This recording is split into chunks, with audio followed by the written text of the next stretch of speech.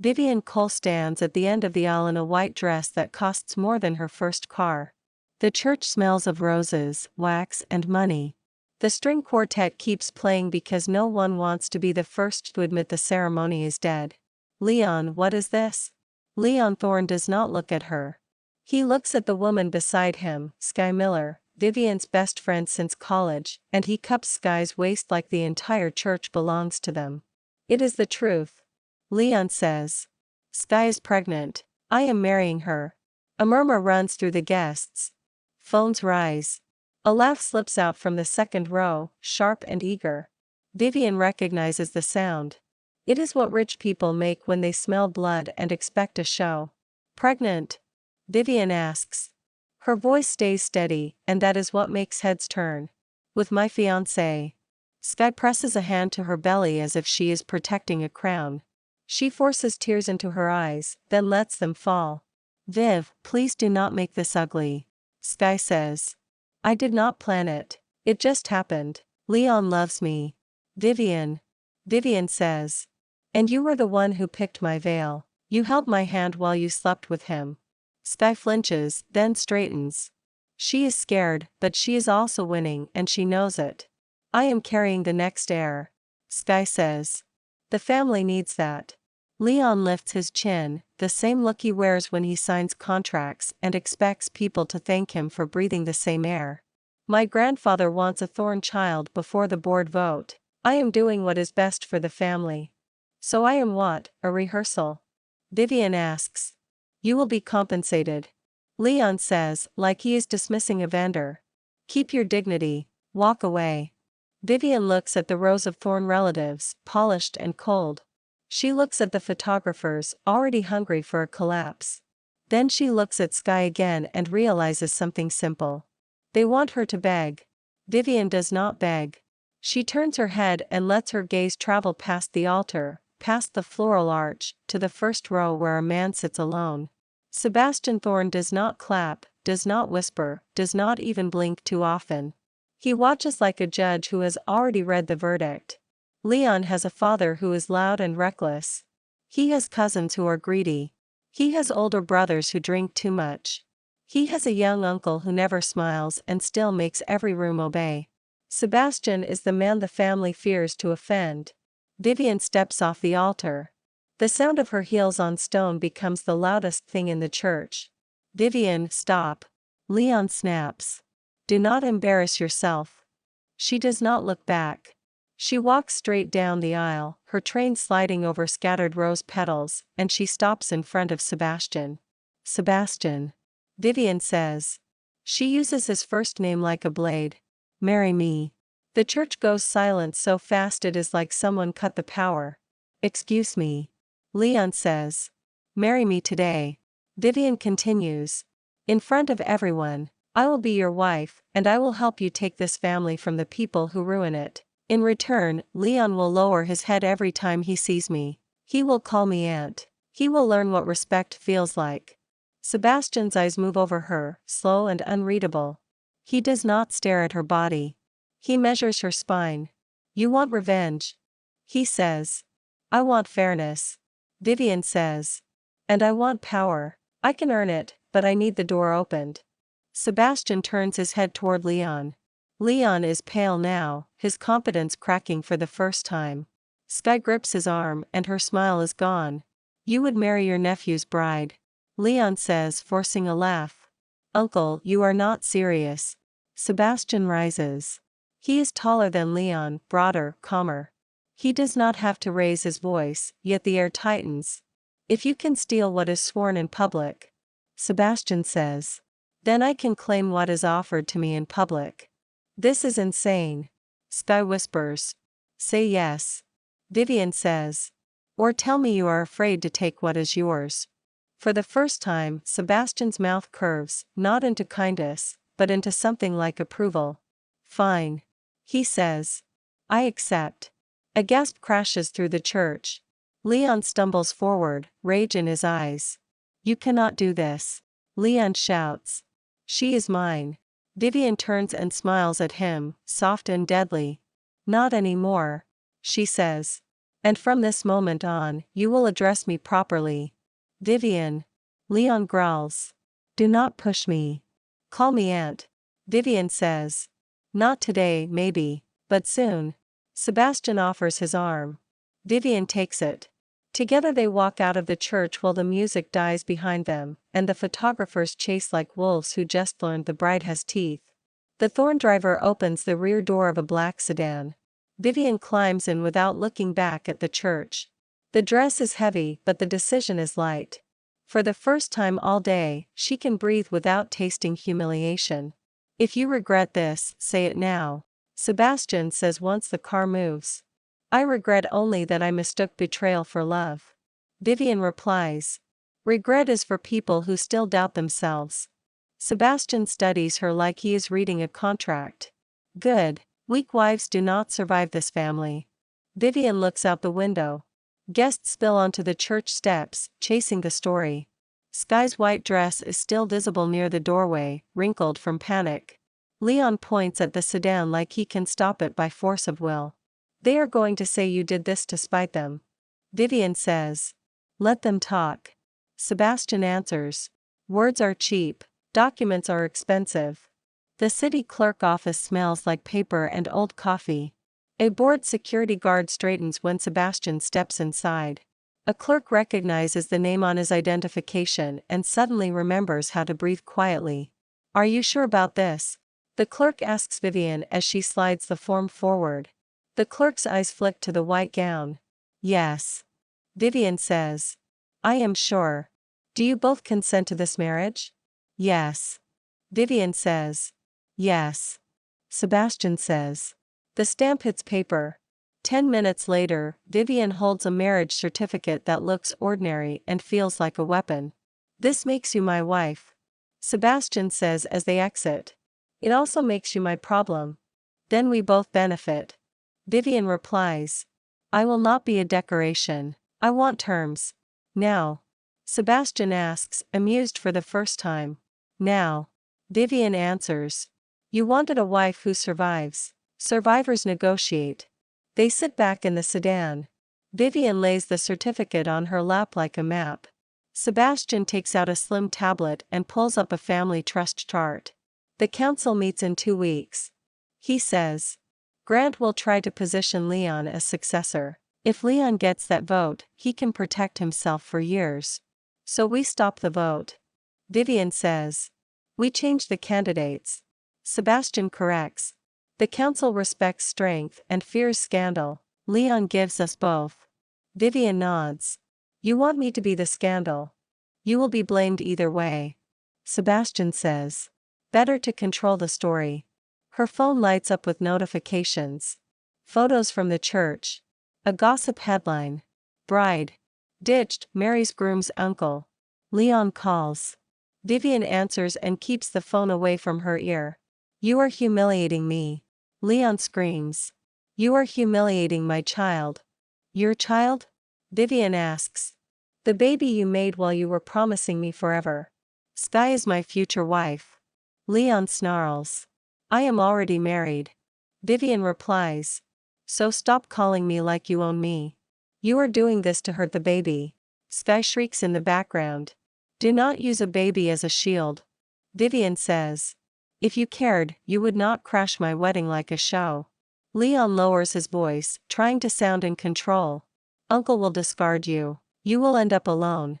Vivian looks at Sebastian, then back at the phone. Maybe. She says. But tonight, I will sit at the thorn table as your aunt. That is worth more than your threats. She ends the call. The quiet after his rage feels clean. At the estate gate, security guards straighten, then open the iron bars without a question. Vivian watches the mansion rise ahead, all marble and glass and old power. This place will test you. Sebastian says. They will smile while they sharpen knives. I grew up with less. Vivian replies. I learned how to count the blades. Inside, the head housekeeper waits with a rigid posture. Her eyes flick to Vivian's dress, then to the certificate Sebastian holds. Welcome home, sir. The housekeeper says. Sebastian hands over the certificate without speaking. The housekeeper reads it, then looks up at Vivian with a new calculation. "Welcome home, ma'am," she says carefully. Vivian does not smile. She simply nods, and the word home tastes like victory and war at the same time.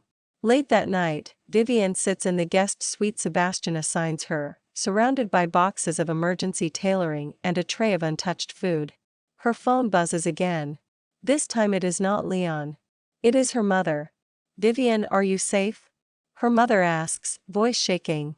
"People are sending me videos. They are saying terrible things." "I am safe," Vivian says. "Do not answer unknown calls. If anyone shows up, call the police." "But what are you doing?" her mother pleads. "You married his uncle. People will call you names." "They were going to call me names either way," Vivian replies. "At least now they will say them from a distance." After she hangs up, Vivian stares at the marriage certificate again. She expected to feel grief. Instead she feels focus. A knock comes at the door. Sebastian steps in without waiting for permission, not rude, simply certain. "We need rules," he says. "I agree," Vivian answers. "In public, we are united." Sebastian continues. "No hesitation, no contradiction, they will look for cracks." "And in private?" Vivian asks. "In private, you tell me the truth," Sebastian says. "Even when it is ugly, especially then." Vivian nods once. "Then here is the truth. I did not choose you because I trust you. I chose you because you are the only person in that church who did not enjoy my humiliation." Sebastian's gaze sharpens. "And you assume that means I am kind?" "No," Vivian says. "I assume it means you are disciplined. That is enough." Sebastian considers her. "Sleep," he says. "Tomorrow the knives come out." The Thorn dining room is long enough to host a war council. Portraits of dead men stare down from the walls, all of them in suits, all of them convinced the world owed them obedience. The chandelier glittering above the table looks like frozen light. Vivian walks in on Sebastian's arm. The room freezes, then breathes again as people remember how to pretend. "This is a joke, right?" Grant Thorne says. He is Leon's father and his smile is too wide. "No," Sebastian replies. "This is my wife." Aunt Loretta, the oldest sister, clicks her tongue. "Sebastian, you always hated surprises." "I hate foolishness," Sebastian says. "This is neither." Sky sits beside Leon, belly beginning to show. Her eyes are glossy, but her posture is triumphant. Leon looks like a man forced to watch his own house burn. "You cannot just marry my uncle," Leon says. He tries to make it sound absurd, but his voice cracks. "Mind your tone," Sebastian says. "You are speaking to an elder." "Elder?" Leon laughs, sharp and fake. "She was my fiancée this morning. And now she is my wife." Sebastian answers. Time moves. "Vivian, please," Sky says, voice trembling. "This is not fair. You are punishing an unborn child." "I am correcting the score," Vivian says. "You took my wedding. I took your standing." Grant's smile disappears. "Family matters are decided by the council. You will not turn my son's life into a circus." "Your son already made it a circus," Vivian replies. "I am just changing who sells tickets." Leon pushes back his chair. "I will not call her anything," he says. "She is not my aunt." Sebastian sets down his fork. The sound is quiet, yet every head turns. "You have enjoyed the rules your whole life," Sebastian says. "When they protect you, you praise tradition. When they humble you, you cry rebellion." "I am the heir," Leon says, desperate now. "You are a candidate," Sebastian corrects. "Candidates can be removed." Grant leans forward. "Threats will not work here. They use parenting," Sebastian says. "Teach him manners." Vivian lifts her water glass. Her fingers do not tremble. She looks straight at Leon.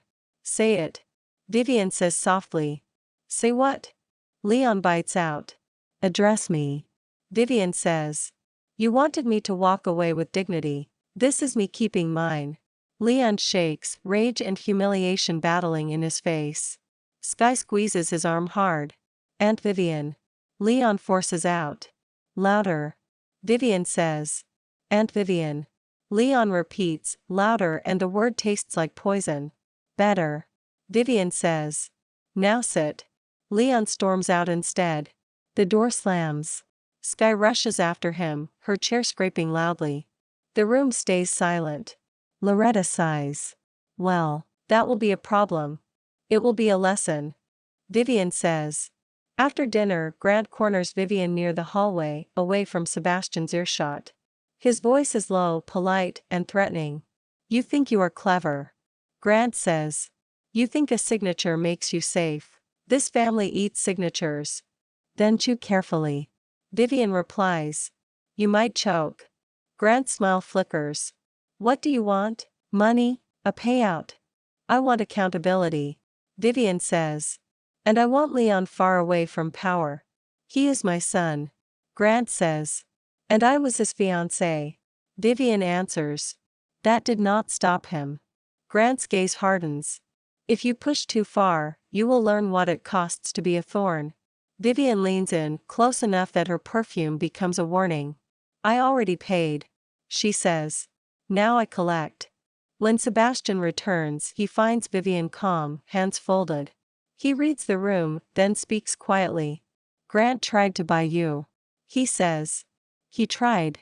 Vivian replies. And? I told him I do not sell cheap. Vivian says.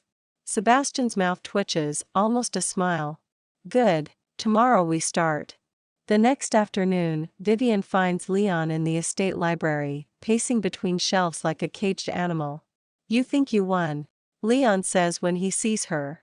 You think you can sit in my family's chair and make me bow. I do not think. Vivian replies. I know. You are not a thorn. Leon spits. You are a guest who overstayed. A guest does not have a marriage certificate. Vivian says. A guest does not have access to the trust lawyer. Leon stops pacing. You met with the lawyer. Of course. Vivian says. I read everything before I sign. That is the difference between us. You are doing this because you cannot stand losing. Leon says. I can stand losing. Vivian replies. I just refuse to lose to thieves. Leon steps closer. His voice drops. If you keep attacking me, Sky will talk. She will claim you and Sebastian were involved before the wedding. Then let her lie. Vivian says. The more she lies, the easier it is to prove she lies. Leon laughs, bitter. You are not scared at all. I am scared. Vivian admits. I am just not scared of you. The next morning, Vivian sits in a glass office overlooking Manhattan. The Thorn Tower reflects the sky like it owns it. Her gown from the wedding is gone. In its place, a tailored suit hugs her shoulders. She looks like she belongs to the view. A stack of reports lies on the desk. Vivian reads like she is hunting. Sebastian stands by the window, hands behind his back, as if the city is a chessboard. Leon moved money. Vivian says. He routed it through a vendor tied to Sky's family, then bought a condo under her name. You are sure? Sebastian asks. I do not guess. Vivian replies. How did you find it so fast? Sebastian asks. I used to do risk analysis for a fund. Vivian says. People hide greed in patterns. I am good at patterns. Sebastian nods once. Then we use the pattern. They enter the boardroom together. Grant is there. Leon is there too, leaning back like he still owns the table. Executives sit stiffly, watching the family drama spill into corporate space. This is a private family issue. Grant says. No. Vivian answers. It is corporate fraud. You are doing this because you are bitter. Leon snaps. I am doing this because you are reckless. Vivian says. Your arrogance is expensive. She projects the transfers, invoices, and titles. The room shifts from doubt to calculation. The finance director clears his throat like he wants to vanish. Those are normal expenses. Leon says. I was investing. In a condo under Sky's name? Vivian asks. That is a strange investment strategy. A board member leans forward. Leon, did you disclose this relationship? It is not relevant. Leon says. It is relevant. Vivian answers. It is a conflict of interest and a breach of policy. Sebastian speaks, voice flat. Suspend Leon's voting rights. Freeze his access. Begin an investigation. Grant's jaw tightens. You would stain our name. Leon already stained it. Sebastian replies. We are cleaning. The vote passes. Leon's face drains. For the first time, his charm has nothing to stand on. Outside, Sky blocks Vivian's path in the hallway, voice sharp with panic. You cannot do this. Sky cries. That money was for our baby. Then earn it honestly. Vivian says. Do not steal from a company and call it love. You are jealous. Sky hisses. You cannot stand that he chose me. He did not choose you. Vivian replies. He chose convenience. You just happened to come with a belly. Sky's face twists. I will tell everyone you seduced his uncle. Tell them. Vivian replies. I did not crawl through a back door. I walked through the front with witnesses. Sky lunges like she might slap her. 2 security guards appear at once, blocking her. Get her away from me. Sebastian says from behind Vivian, and Sky freezes, realizing he has been watching. Uncle Sebastian. Sky pleads. You cannot let her ruin my family. You ruined it when you entered a wedding as a thief. Sebastian says. Leave. Sky is escorted away, screaming Vivian's name. Employees stare. Vivian keeps walking, her heels echoing like punctuation. That night, a private message arrives on Vivian's phone. It shows her childhood home and one line of text. Back off or you lose more than a wedding. Vivian shows Sebastian. He reads it once, then deletes it. They are escalating. He says. So will we. Vivian answers. Sebastian calls the security chief and gives 3 instructions, each one calm, each one sharp. Double the estate perimeter. He says. Monitor Grant's communications. And find out who sent that message. When he ends the call, he looks at Vivian. You did not flinch. They want me afraid. Vivian says. Fear is a leash. I refuse to wear it. Vivian spends the next days building a file that cannot be ignored. She interviews assistants, checks calendars, cross-references expense reports with travel logs. One assistant, a young man named Ethan, closes the door behind him and speaks in a rush. I did not want to help him. Ethan says. Leon threatened my job. He said he would ruin my career. You are helping yourself now. Vivian says. Tell me everything. Ethan slides a flash drive across the desk. There are emails. He whispers. And there is a video from the parking garage. Leon moved boxes at midnight. Vivian looks at the drive. Why give this to me? Because I saw what they did to you. Ethan says. And because I do not want to go down with him. Vivian nods. You will not. But you will do exactly what I say from now on. Ethan swallows. Yes, ma'am. 2 weeks later, the Thorne family council fills the estate ballroom. Shareholders sit beside relatives. Bankers and politicians mingle like they are choosing a side in advance. The air smells of champagne and old grudges. Vivian enters with Sebastian. She wears black, not mourning, but authority. Heads turn. Whispers follow like a tide. That is the former bride. Someone murmurs. That is the uncle's wife. Someone corrects. Grant takes the stage and introduces Leon as the future of the family. Leon walks up with a practiced smile, then lets the smile sharpen. Before we begin, Leon says into the microphone, I have to address a scandal that endangers our reputation. My uncle has been manipulated. He continues. A woman driven by jealousy trapped him. Sky rises from the front row, eyes wet. I am carrying the air. She cries. Vivian is hurting an unborn child. The room ripples with sympathy. Cameras from invited media partners zoom in. Vivian watches the performance and feels only clarity. She asks for a microphone. The host hesitates. Sebastian lifts a hand once. The host obeys. Leon. Vivian says, voice even. You claim I trapped your uncle. Everyone knows it. Leon replies. Then let everyone know this too. Vivian says. The screen behind them lights up with documents. A marriage certificate. A property agreement. A trust amendment. A board resolution. Then a second slide appears, showing Leon's suspended access badge and the start of the internal investigation. Gasps cut through the room. A shareholder whispers a curse. These are legal filings. Vivian says. Not rumors. This is forged. Leon says, but his voice is thin. Check the county seal. Vivian replies. If you want to accuse me, accuse the government too. A shareholder stands. Leon was suspended for misuse of funds. Is this connected? Grant stiffens. Leon swallows hard. I am not here to beg for acceptance. Vivian says. I am here to clarify hierarchy. I am Sebastian Thorne's wife. That makes me an elder in this family. The rules you quote when they benefit you now apply to you. Leon tries to laugh. You think a piece of paper makes you royal? No. Vivian says. Your last name makes you arrogant. My paper makes you accountable. She steps closer to Leon, still holding the microphone. You wanted to humiliate me at my wedding. Vivian says. So I gave you a lesson instead. You cannot do this. Leon whispers. I already did. Vivian replies. Now address me. Leon looks around, sees the shareholders, sees the elders, sees Sebastian, expression unreadable. He sees his father, Grant, realizing the ground has shifted.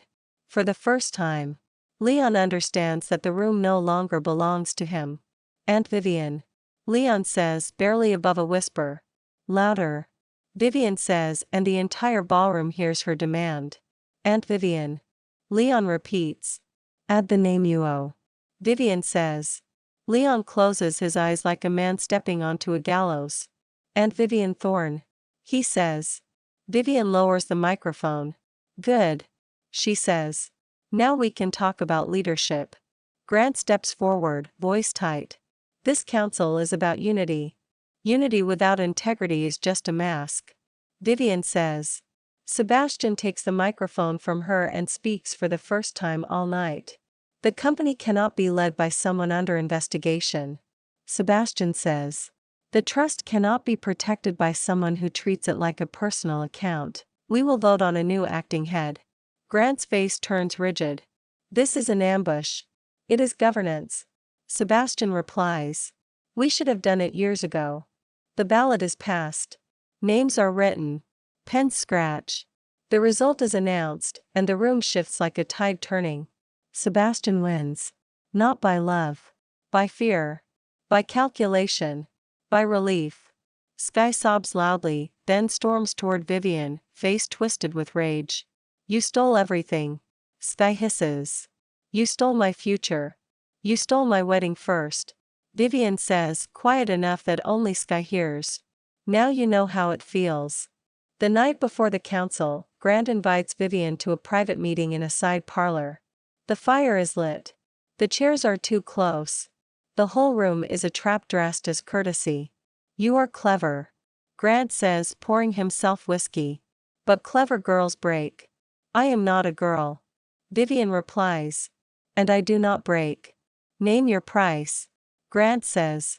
A house. A trust fund. A clean exit. I already have a house. Vivian says. The estate you built. And I will exit only when I choose. Grant's eyes narrow. You do not understand what you are playing with. I understand perfectly. Vivian says. You raised a son who thinks promises are optional. Now you want me to pay for his choices. Grant sets his glass down hard. You are going to regret this. I already regretted wasting my kindness. Vivian answers. I am done with regret. After the council, the family fractures into camps. Some cling to Grant out of habit. Others drift toward Sebastian because gravity follows power. Invitations stop arriving at Grant's door. Phone calls go unanswered. In the Thorne world, silence is punishment. Leon tries to fight back with public sympathy. He leaks stories. He hires a crisis firm. He frames himself as a victim of betrayal. Sky does interviews where she cries and clutches her belly, insisting Vivian is heartless. Vivian watches one clip and turns it off. They are trying to make you the villain. Sebastian says. Let them. Vivian replies. Villains are remembered, victims are forgotten. A week later, federal auditors arrive. They do not come because Vivian called them. They come because Leon panicked and moved money again, trying to hide the first trail. Desperate men leave fingerprints everywhere. Grant storms into Sebastian's office. You set him up. He snarls. No. Sebastian says. He set himself up. I only stopped covering for him. She poisoned you. Grant spits, pointing at Vivian. I offered Sebastian a partnership. Vivian says. You offered your son protection. See the difference. Grant's eyes flick to Vivian's face, searching for fear. He finds none. That is what finally breaks his certainty. Leon is arrested for fraud and obstruction. Cameras catch him in handcuffs at the curb.